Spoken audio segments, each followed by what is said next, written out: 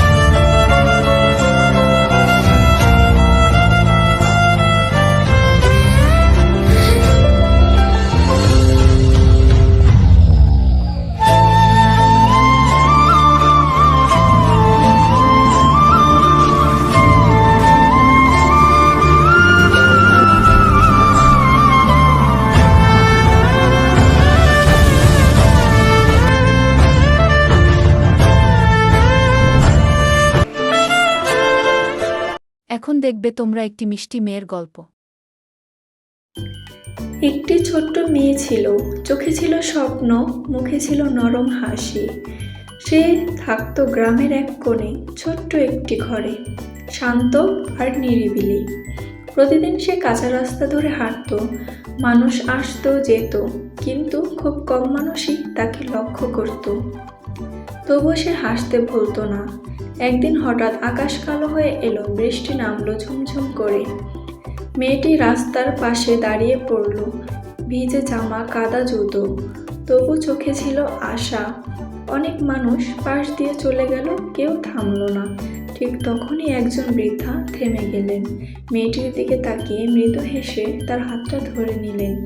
বৃদ্ধা তাকে নিজের ঘরে নিয়ে গেলেন। তারপর খাবার দিলেন, শুকনো কাপড় দিলেন, ভালোবাসা দিলেন নিঃশব্দে। তারপর খাওয়া দাওয়া শেষ করে মেয়েটি ঘুমিয়ে পড়ল। দিন যেতে যেতে মেয়েটি পড়াশোনা শিখল, হাসতে শিখল, স্বপ্ন দেখতে শিখল। এভাবেই দিন কেটে যেতে লাগলো মেয়েটির।